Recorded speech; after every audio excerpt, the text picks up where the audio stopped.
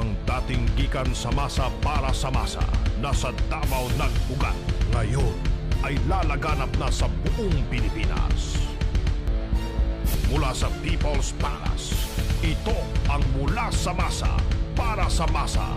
Ihahatid sa atin ni Pangulong Rodrigo Roa Duterte kasama si Rocky Ignacio ng People's Television Network. Tutok na, huwag kakalas.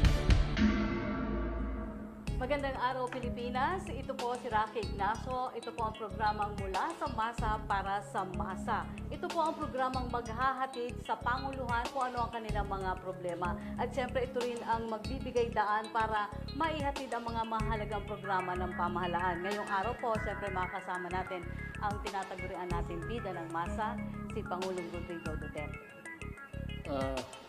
Magandang araw po. And I am happy that I have this time with you para pag-usapan yung mga tinatanong ninyo sa akin. Questions that are never answered by me or by anybody else. Tapos gusto ninyong malaman ngayon ang mga rason na to. And I am ready to respond to the questions from them. Mr. President, kasi meron pa rin mga katanungan ang mga Pilipino sa usapin ng environment. Isa po yan sa mga matagal na naging issue sa ating bansa. Panoorin po natin. Hinarang ng Commission on Appointment ang pagtalaga kay Gina Lopez bilang Department of Environment and Natural Resources Secretary. Ang ginawang kapalit sa kanya ni Pangulong Rodrigo Duterte para maging DENR Secretary ay si dating AFP Chief of Staff, retired General Roy Cimatu. Ang unang reaksyon ng Pangulo ay sayang daw si Gina para sa kalikasan. Ang paniwala naman ni Gina, ang dapat humawak ng DENR ay ang Pangulo na lang mismo. Pero kalaunan ay hiniling niya na bigyan din natin ng pagkakataon si General Cimatu na patunayan ang kanyang kakayahan. Ano ang inaasahan ng Pangulo kay General Cimatu? May tungkulin pa kayang iaatang naman kay Gina Lopez? Yan, Mr. President, kasi marami rin pong nanghinayang sa hindi nga pagkumpirma kay dating DNR Secretary Gina Lopez. Pero ano nga ba ang marching order ng Pangulo kay DNR Secretary ngayon, Roy Cimatu? The question is right. Huwag na natin pag-usapan yung kay Secretary Lopez in the sense that she has been rejected by the Commission on Appointments despite of my public pleadings in one or two public gatherings. But I do not want to impose anything against or impose it on the congressional body, Commission on Appointments. So tatanggapin natin yan. I chose Cimatu because I believe in him. When I was mayor of Davao City for the longest time, I was always appointed as the Regional Peace and Order Council Chairman. So when he was assigned dito sa Davao City, we used to meet every now and then regarding the law and order situation of Region 11, of which I was the, sabi ko nga, chairman. And we became friends, and I know Cimatu. He's honest, hardworking. He's a graduate of the Philippine Military Academy. He served his country well. At one time, he was the envoy of the President Arroyo noong mga evacuation movements ng ating mga kababayan sa Middle East. And also, he was the Chief of Staff at one time. He's a silent guy, a very low-key personality, but he does his work very well. Yung mining naman is, there is a, what you would call the description of your work. All you have to do is to read the law creating that bureau, mining, or the larger view would really be the DNR. Basahin lang niya yung mga provisions dyan, enforce it. It does not need a genius, so, especially si Mato, graduate nga ng PMA yan. he would know what to do, and he will do it right. The quality that I have always been my requirement sa mga cabinet members is that you serve with honesty and integrity. Alam ni Roy, makilala niya ako for so many years. Nung he was first assigned and then on, in various capacities siya, ako as mayor, alam niya ang ugali ko at alam niya ang ibig sabihin ng public service act. Matagal na kami magkasama and I'm sure that he will do his best for his country. Ang sinabi ko lang yung marching order ko, sabi ko, right after I swore him into office, sinabi ko lang that my marching orders is really you are there in the Department of Environment and Natural Resources. Just do your duty, do it right, and do not always do it for the country. Okay.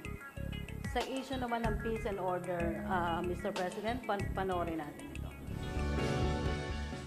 Taliwas sa ilang balita, hindi totoong gawa ng terorista ang pagsabog ng 2 bomba sa Quiapo, Manila noong Mayo 6. Lumitaw sa investigasyon ng Philippine National Police na isang tax officer ang target ng bomba. Ayon kay Director Oscar Albayalde, hepe ng National Capital Region Police Office, peking pangalan ang ginamit ng nagplano ng pagpapasabog para maihatid ng Grab Express motorcycle ang bomba sa Quiapo. Hindi raw totoong teroristang ISIS ang may likha ng pagsabog. Ano naman ang directive ng Pangulo sa PNP sa gitna ng isyong ito?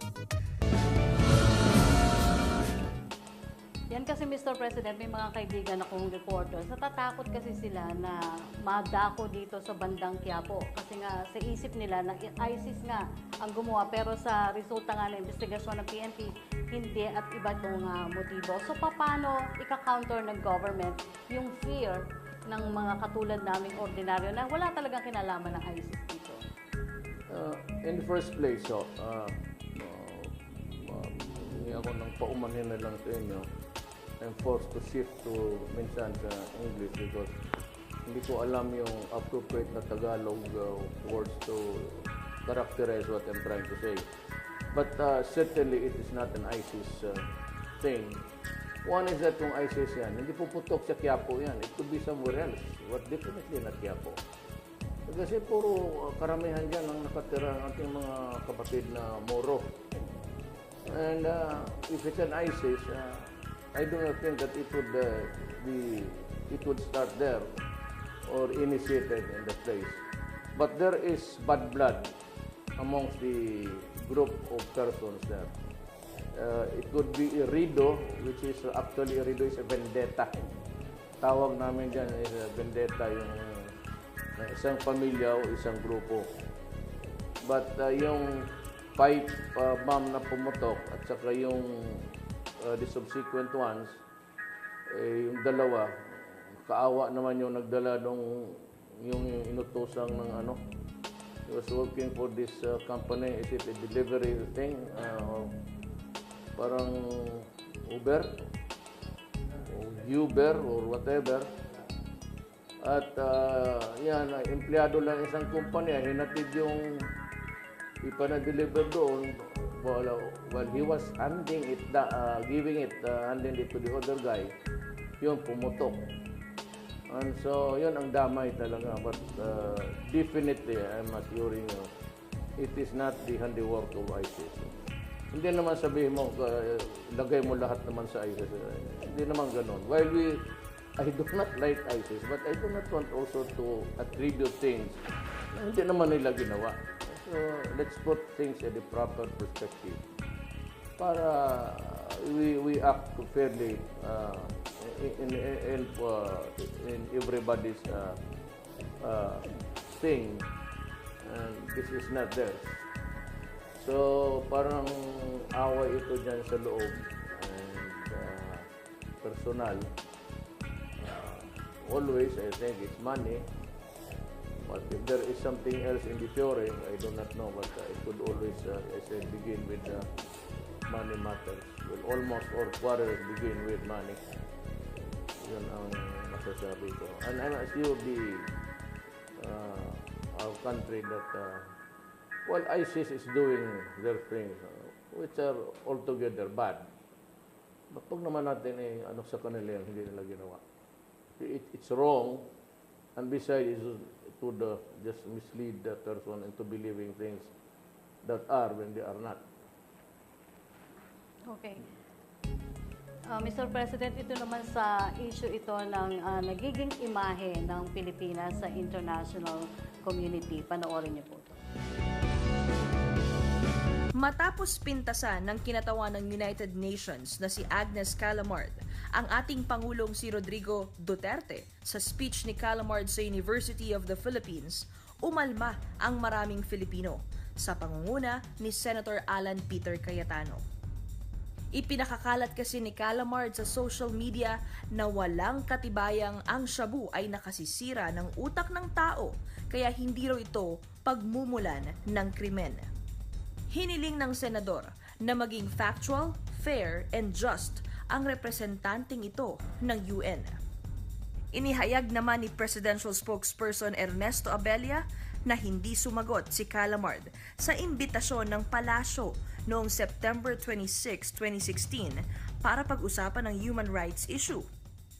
Bakit daw bigla naman itong sumipot ngayon para humusga sa atin? Paliwanag ni Callamard, unofficial naman ang kanyang pagtungo sa atin. Ano naman kaya ang hiling o hamon ni Pangulong Duterte sa kinatawang ito ng UN na unofficial ang pagbisita sa ating bansa? Yun nga, Mr. President, sinasabi niya na hindi opisyal yung kanyang pagbisita sa Pilipinas. But then, nagkakaroon ito ng pagkakataon na sinasabi na parang hindi taliwas sa sinasabi ng gobyerno when it comes to human rights at saka yung anti-drug war campaign ng Duterte administration. Well, I do not know her from Eve, mga asawa ni Adam. You know, I would not talk about the soundness of her visit dito o visit niya doon. Kasi matter of fact, she can talk anytime here, punta siya dito. But I would not listen to her. You know, there is one crucial thing that happened while she was here. And her statement na ang shabu hindi nakakasira ng utak ng tao. Anak naman si Mama eh. Sino pangalan niya? Agnes. Ano? Agnes kaya. Ay, Agnes. Kapangalan ka pa naman ng doktor ko. Alam mo, if you review and move backwards, maybe 10 steps back, from 4 or 3 years, 77,000 Filipinos died. Drug-related crimes. Mostly mga rape, mga murder, diretso, rape with homicide, robbery with homicide, robbery with rape with homicide. Yung the last one, what was really a very robust indictment, kita yung babae doon sa Cagayan, and lahat nakadruga. Kung ang mga tao magsabi sa iyo, ang guardian angel niya, nagsasabi nga, patay niya, hatsahin niya yung nanay niya kasi demonyo. Kung lahat ng mamamatay dyan, walang kasalanan, hindi sira ang ulo, bakit pumatay ang mga po? Bakit nila ginalaw ang mga bata? 1 year old, 2 years old. Alam mo, pagka ganun ang ginagawa ng tao, whether or you like it or not, he is crazy. Ang tao na mag-rape ng 18 years old, 1 year old na bata must be crazy. So what caused this insanity of the numbers of Filipinos committing the crime? Imposible naman na araw-araw may bambubuwang lang sa hangin or because of genetical disorder. Ang experience natin would tell us that it is a virulent chemical. And nobody can dispute that with just a simple statement. Pareho yung itim na isa ring pumunta dito yung buhok kung saan-saan pumunta. Kaya sabi ko, mag-honeymoon muna kayo ni anak ng kami dito na nagtiis sa droga for so many years. Ako yung mayor 23 years. Halos gabi-gabi ako nagpapatrolya noong bago pa akong mayor. You want to dispute that with the statement without any factual basis? You did not even mention or pronounce something that is connected, study, that is connected with drugs. How can you be so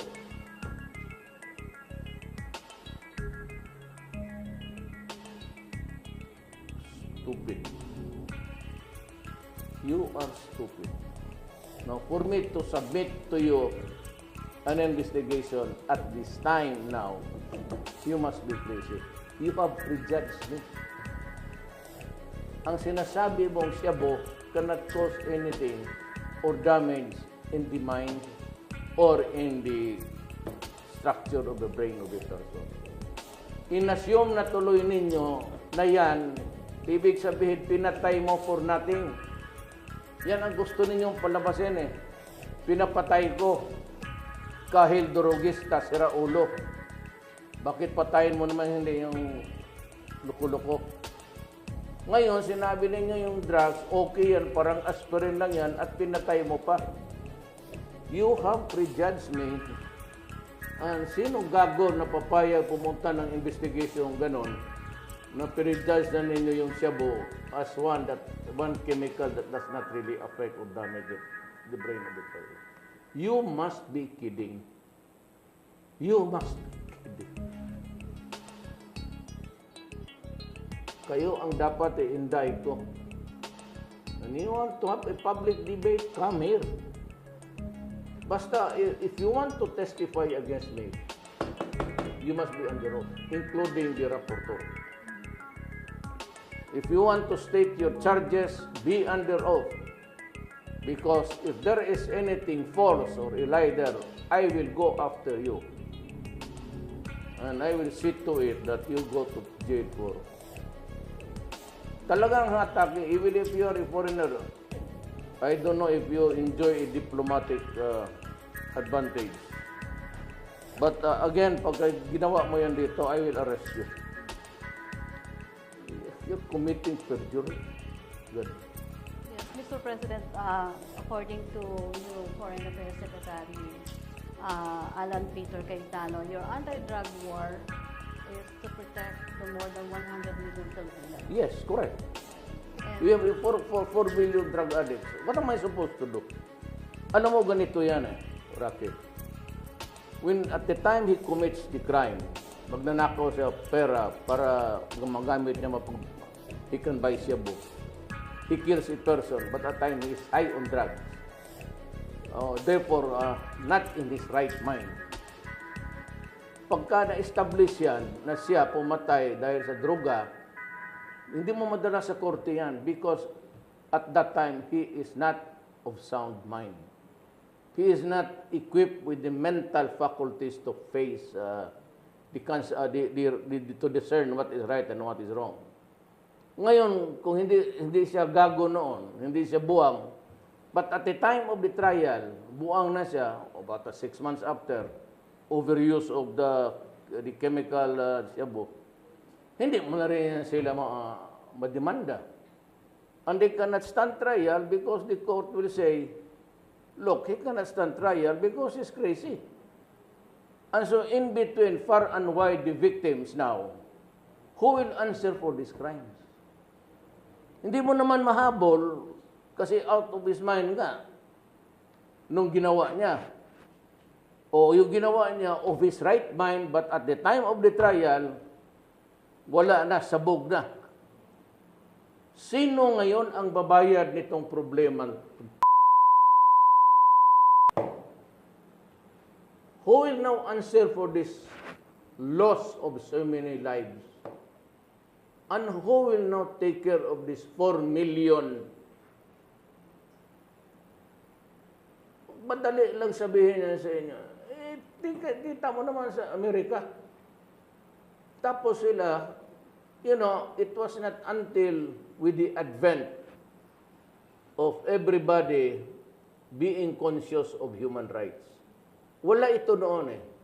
But in the early 60s, itong Amerika, itong EU, but lalo na Amerika, in their desire to be civilized, to be known as a civilized state, started going around giving assistance for the promotion of human rights. Wala pa yang Cebu. Not even money to combat Cebu. Only the promotion of human rights. Karamihan on mga political, mga biktima sa political vendetta. Either because the dictator is the ruler is harsh or putting in prison many of his political enemies. Doon nag-umpisa yan. Ngayon, they rumbled into so many things. Marijuana, bawal noon, patayan, tapos suddenly they realized, marijuana pala, hindi okay yan. So nagbibigay na sila ng marijuana. Ay, yung pinatay ninyo noon, paano yun? Kung ang marijuana pala okay, pinagbibigay na ninyo ng libre ngayon. So what happened to those who were arrested and go overkill in the practice? Sinong managot doon? Gobyerno, kayo. Tapos pupunta kayo dito sa amin, tinuturo ninyo kami. Na sa amin, alam namin na bawal talaga. Nasa batas namin. See? And if they are arrested, and they do not want to be placed under the custody of the law, but rather would fight, makipagpatayan, makipagsaksakan, and they are killed. And you are pointing it to me, wala naman akong inutusan na patayin niya nakatalikod o nakaluhod. So, dapat kayo ang may tupak. Siguro, kayo ang nagmariwana noon. Yung ulo ninyo sira. How about the drug bust operations noon ng marijuana na namatay? Kinulong ninyo ng 99 years. Aggravating because the crime of rape was committed by the use of drugs. So maximum of 60 years, 50 years. Who will now pay for this? Following your theory, who will now pay for this?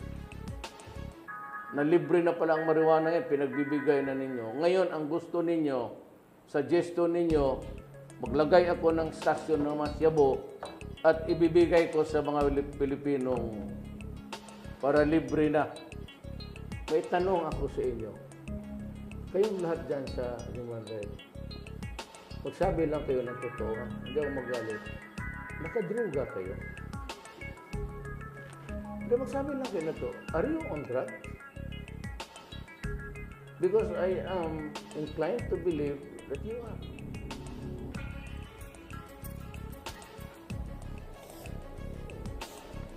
Mr. President, magbigay ako ng... Kung maglagay ako ng Cebu dito ngayon, ikaw, kunin mo. Mr. President, yung kampanya mo kontra illegal na droga, talagang sinusuportahan niyan maski ng mga Pilipino abroad. Pero nasa na nga ba ang anti-drug war ng Duterte administration? Sinabi ko sa inyo, ganito. Yung general statement ko, mayor pa ako. Sinabi ko, huwag niyong sirain ang mga anak namin. Kasi pag kami ang tumanda, karamihan ito sa kwarto nito, puro gobyerno lang to. So, wala kaming mga salary na pwede kaming Ako kasi presidente na, maybe 9 months straight sa hospital, the best services, lahat, first class. Pagdating ng 9 months, tabla na ako. Yung mga mas mahirap sa akin. Sino magbili ng oxygen nila? Sino magbigay ng medisina sa kanila? Sino magsusubo ng lugaw sa bunganga nila? Kayo, utang ina niyo. Madali sabihin yan eh. Who will suffer? It's the Filipino, the child na inasahan namin, na inalagaan namin ng mabuti, tapos mabuang lang sa ganun. Now here comes with a ridiculous suggestion that I place drugs in strategic places for them just to use it and when they are drunk.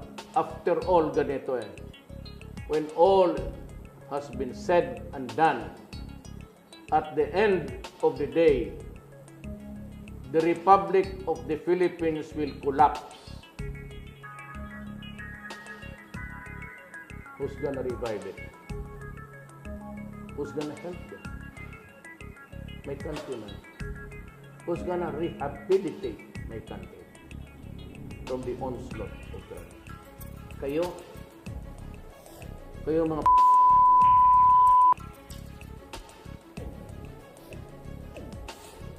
be grateful. You must be grateful. Kaya, yung sinabi ko, na do not do this because I will kill you, that is a general statement. Wala akong sinutan, I will kill you. Hindi ako nagsabi na I will order Bongo to kill you with a revolver or a pistol or with it. Because it was an outrage coming from a leader. Pero yung mga pulis, bago maging pulis yan, tinuturo na sa kanila kung paano, kung kailan magpatay ng tao. And there is only one rule there, whether in the performance of duty or isa ka lang a citizen and walking to the streets and you are attacked, wala kang kasalanan and you kill the idiot, self-defense, sa police naman performance of duty. Hindi ko na kailangan sabihin that I will kill you because the law says that Tapos na yan. Alam ng police kung hanggang saan yan sila. Yung I will kill you is an outrage of mine. And yun ang ginagamit ng mga iyo. Kaya ko sabi ko, stupido kayo. Kita mo naman, I never said, I will order the army, I will order the scout rangers to kill you. I said, I will kill you. Hanggang ngayon, wala pa akong pinatay na raportor.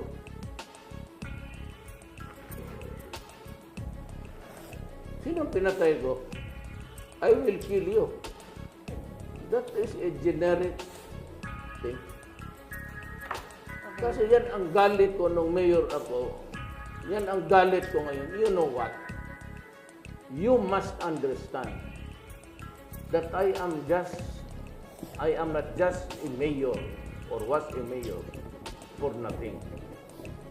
My job there was to run around and my job was to build the city. When I was elected president, my job was to build a nation. Stop. Speaking building a nation, Mr. President, maganda yung pagkilala sa iyo ng international community.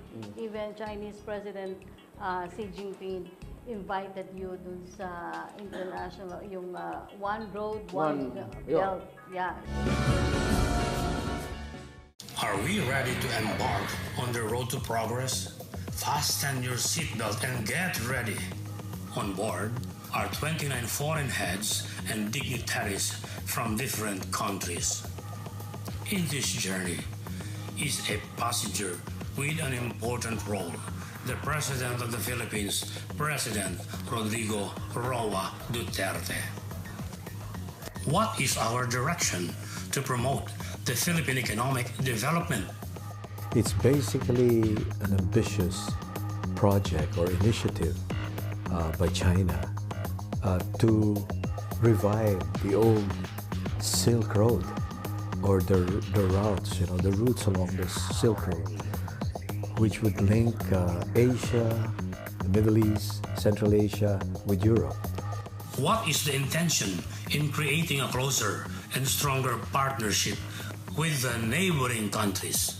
The basic goal for the Philippines is how the Belt and Road Initiative can be leveraged or can be used to promote our economic interests, or promote our economic development. What are the bilateral relations that will be driven by friendly cooperation and projects that would benefit the Philippine economy, trade, culture, and arts, and not by dispute. There might be bumps and cracks on our way up. With this program, we will surely reach our progress. This is One Belt, One Road. It's a framework for really progress. And China has a large participation there, including maybe the financing of projects that would be critical in building that hypothetical road. It's not the road, it travels around the sea. Papuntang Pilipinas, then to Malaysia, down to Indonesia, then maybe Australia. Isa yan sa mga makikreate dun sa target mo na dagdag opportunities and trabaho sa mga... Yes, because China would build the industries for you to export and import. So kung ano kayo malakas ka dyan, gaya ng Pilipinas, sa agricultural tayo, because whether you like it or not, we are agricultural-based country, then we start to improve on that and maybe expand. Kung ano yung pinakamarami sa iyo, yun, mining, mine and produce more. So you need money really to grow up in this world. Pero yung in-appoint mo si Foreign Affairs Secretary Alan Peter Cayetano, nagkaroon na kayo ng conversation or discussion kung paano i-deal yung issue ng Pilipinas sa South China Sea? Yes, may prangkahan na kami. More than yung sabi nila na suggestion niya, go to vote na. Sabihin ko lang sa inyo in due time. In front of several cabinet members, point blank, sinabi ko yan. Sinabi ko, we are going there to drill for oil because that is ours. Ayaw ko na lang ano yung sagot ng... Okay. Pero ganito na lang, sabihin ko sa'yo. Iyo yan, do not touch it. Kaibigan tayo. Kung pakialaman mo yan, gusto mo away tayo, gera tayo. More than just invoking, na amin yan. Ay kung sagutin ka ng gano'n, anong gawin ko? Kaya hindi ka muna kayo magkuha ko ng Navy ko. Pero definitely, Mr. President, yung decision ng UN Arbitral Tribunal, hindi mababaliwala yun when it comes Hindi yan mababaliwala because it will be there for all time. And it will always bug China. But at this time, because so many countries are claiming the area, kaya sila ganyan. Kasi Vietnam is also there, nandyan ang Malaysia.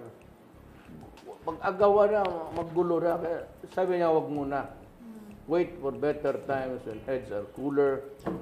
And when we have the equanimity sa ating katawan, both in minds and body, to discuss it. But I told them that there will always be a time that the issue will crop up. Even during my term. Marami tayong pledges to help. And China has been very adamant about it. Actually, they are the ones hurrying us up. At yung first mga tranches nila, dumating naman. That's about 2 billion plus already coming in. Dumating na. And everybody is taking advantage of it. It is not really money where you can withdraw from the bank and just throw it out. So it's a money for business. Yes. So lahat ng mga may negosyo ngayon ang gusto mag-expand. So in expanding, you also increase the number of Filipinos employed. Ang habol ko dyan ang trabaho muna. But maybe later on, in the fullness of God's time, we'll be able to develop really products that are our own. Okay. Most of that is really yung steel, which is one of the concessions that's being asked by the Tong Komunista, that we develop our own steel industry. Kasi sabi kasi nila, mura ngayon. Some other school of thought say that a glut of supply sa iron. Hindi yan eh. Eh kung magkalit-silit sa itong buhay na ito, mag-away-away tayo, saan nakukuha ng paragaw igbala? Yes. Pupunta na tayo ngayon sa bahagi ng programa na to ng Good Job. Bibigyan ka namin ng magandang balita, yung Good Job pagdating sa ating mga OFWs. Tingnan niyo po to. WASAC po, ang meaning po ng WASAC is Welfare and Services Associated with Hospitality Qatar. Ito po yung grupo ng mga OFW na tumutulong sa ating mga kababayan dito para po ma-flip or ma-enhance yung kanilang skills regarding in baking. So ang Polo OWA po ngayon is nag-a-assist sa amin in terms of food ng mga volunteers and rental ng place. Mayroon po kami mga graduates na dating T-boy which is ngayon pastry chef na sa mga hotels dito. So meron din po kaming graduate na dating domestic helper, pero ngayon po isa na rin po siyang pastry chef. Yung iba naman, they cannot afford na to pay. So libre po talaga. Ngayon, ito lang pong huling batch, nagbigay po kami nanghingi po. Volunteer na nagluluto ng mga pangarap ng ilang OFW na naghahangad sumarap ang buhay. Hindi lamang dagdag na income ang natitimpla sa bawat attendee, kundi paraan ito sa pagtaas ng moral nila dahil sa dagdag dunong sa harap ng pugon. Gaya ng cake na sa unang salang walang halimuyak, kaunti ang attendee sa wasak sa unang salang. Pero habang umuusok na sa pugon ng kaalaman, ay umakit sila ng maraming gustong tumikim ng matamis na pastries. Hanggat nandito po kami, willing po kami to volunteer para makatulong. Ang kailangan lang po talaga namin yung lugar. Nangangamba nga lamang si Aling Rosaline, ang hepe ng pugon, na baka mapanis ang sinimulan nilang putahe ng malusog na kapalaran para sa OFWs ng Qatar. Kahit suportado ng TESDA, OWA at Polo ang kanilang baking school, wala silang sariling panaderya para ma-preserve ang mabuting layunin. Yan, ano yung maipapahatid na tulong ng pamahalaan? Ganito yan, Rocky. Hindi naman ako nagpapakorne. But ako talaga mahal ko ang kababayan kong Pilipino. May Pilipino ako. Ngayon, baski yan ang pangako ko na walang korupsyon. Talagang hihintuin ka ang korupsyon. Pagka nakademanda ka ng korupsyon dito, I will see to it that kung may kasalanan ka, you're out.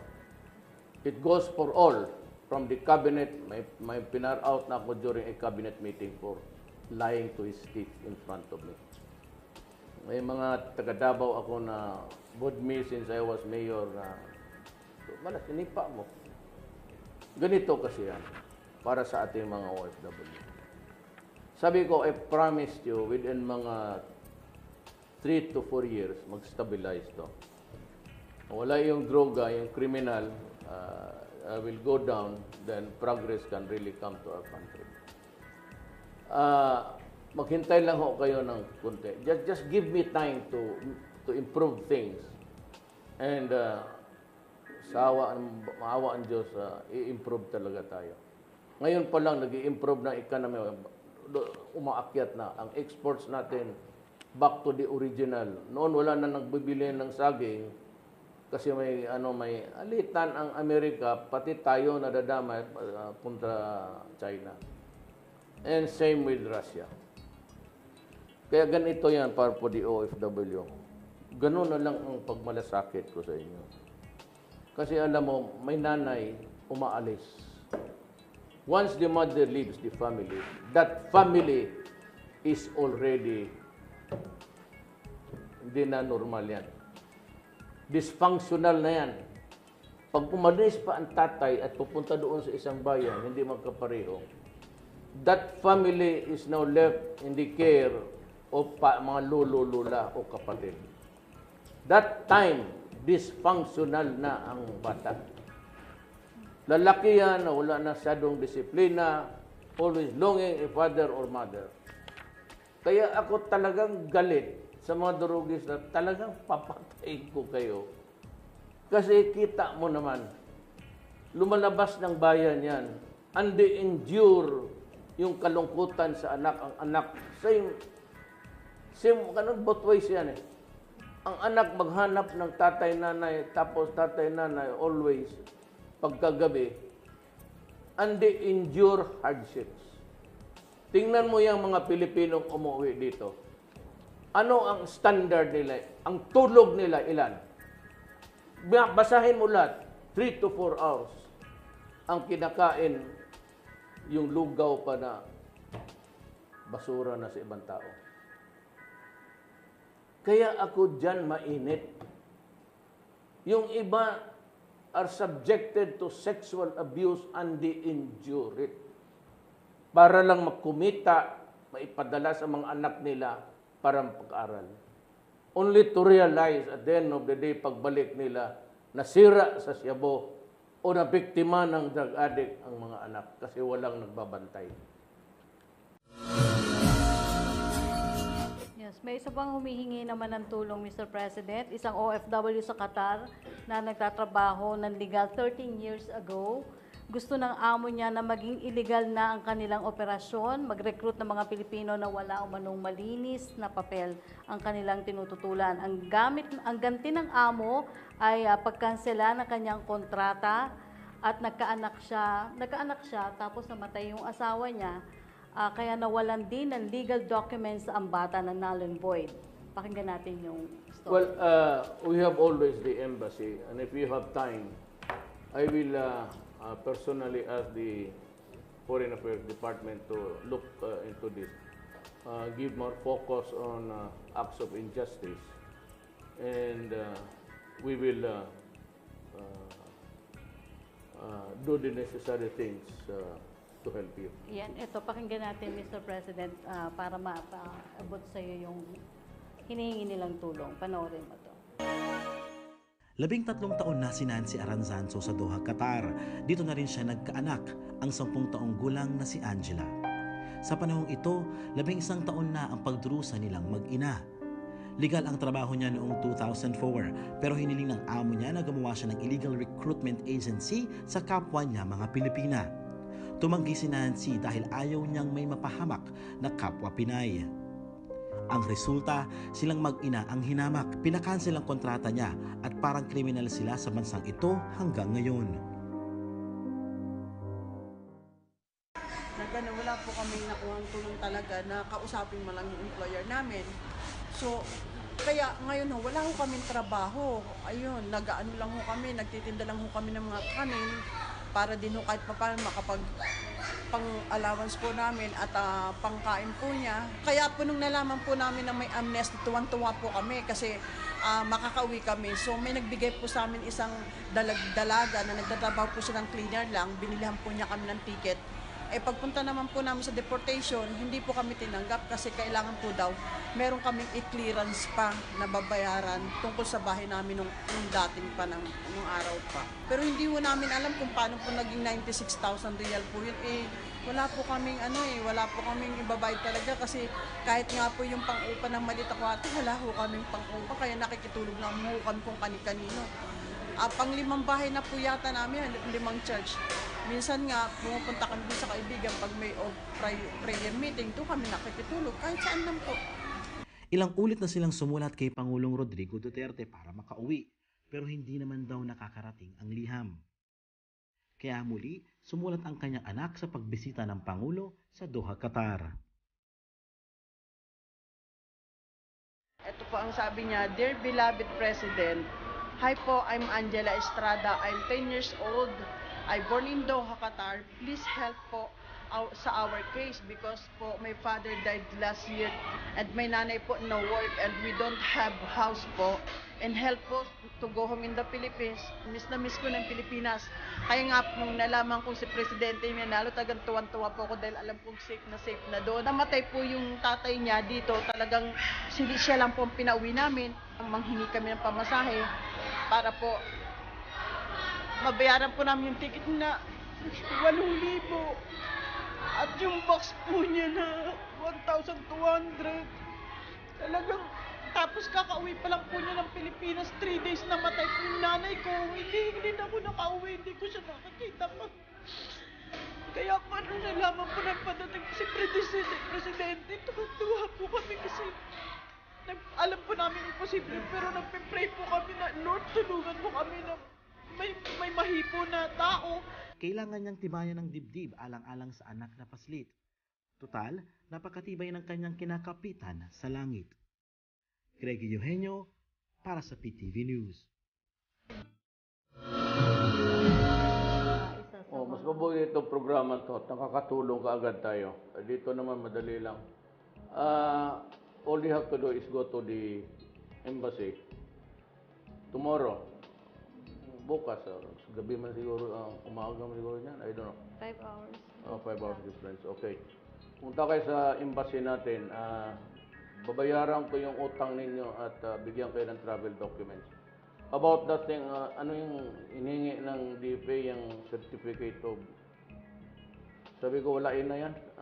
That's... I do not like that regulation. That's bullshit.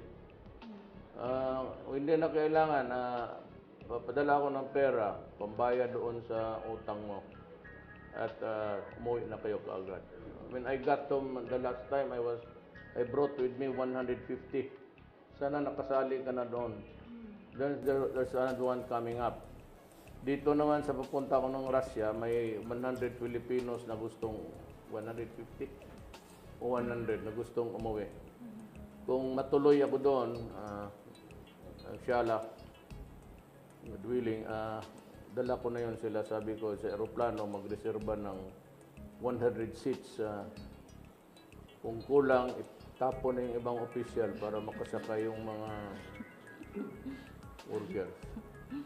Ngayon naman sa pagkakataong ito, Mr. President, bibigay namin yung hotline ng Masa.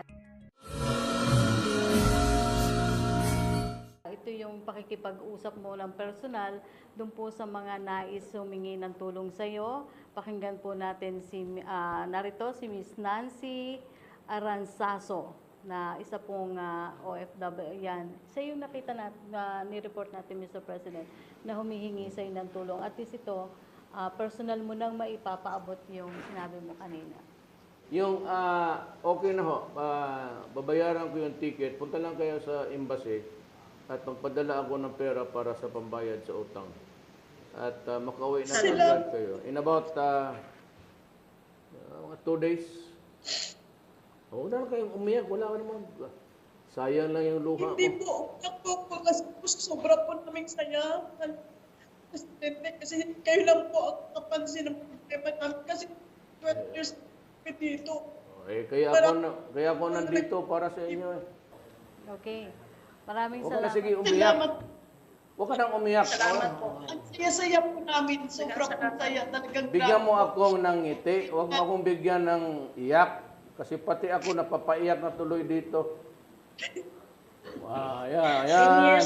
Yan po lagi pinagpipray namin sa Panginoon na makausap po namin kayo talagang answer prayer kami ngayon. Kaya pala ako ginising ng Panginoon kagabi. So pumunta ka dyan sa opisina mo kaya may gustong mag-usap siya sa Skype. Ikaw pala yung nag-udyok ng Panginoon. Nagkatotoo pala talaga. Sige na, punta na kayo bukas at ayusin na ninyo yung papel. Magpapadala ko ng pera. Sandali lang. Okay, maraming salamat po. Salamat po, Mayor. Thank you, sir. Trabaho ko yan. Huwag akong pasalamatan. Trabaho ko yan. Okay, salamat po, Mrs. Nancy Aranzaso. Maraming Bless salamat. po. Ayan God po, bless. yan po yung hotline ng Masa kung saan personal yung makakausap yung mga tao nangangailangan. At syempre, ito yung, alam po namin pagod na si Pangulong Rodrigo Duterte. Nais natin siyang okay lang. pasalamatan at nabigyan po ng pagkakataon ng programang Mula sa Masa Para sa Masa. Ito po yung pagkakataon nyo na mailapit yung personal sa Pangulo yung inyong mga hinaing o reklamo na agad namang tutugunan ng Pangulo. Siyempre, nais natin pasalamatan na dahil alam nating busy-busy si Pangulong Rodrigo Roa Duterte. Maraming salamat po sa programang ito. At siyempre, nais po nating pasalamatan ang RTVM, ang PCOO, People's Television Network, Radyo ng Bayan, Philippine News Agency, Philippine Information Agency, at ang ating social media accounts, Presidential Communications Facebook page, ang Mula sa Masa Para sa Masa, ang inyong pong statement, Mr. President. Well, I am happy. This is the maiden flight. Ika nga. If we could just continue with this program so that I can have communications with our countrymen outside of the Philippines. At hindi talaga namin alam yung mga problema ninyo. Some are solvable, some are not.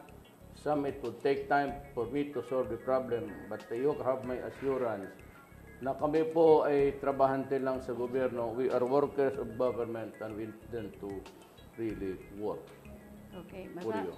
Maraming salamat, Mr. President. Maraming salamat po hanggang sa susunod. Ako po si Rafi Ignacio. Ang dating gikan sa masa para sa masa, nasa Davao nag-ugat. Ngayon ay lalaganap na sa buong Pilipinas.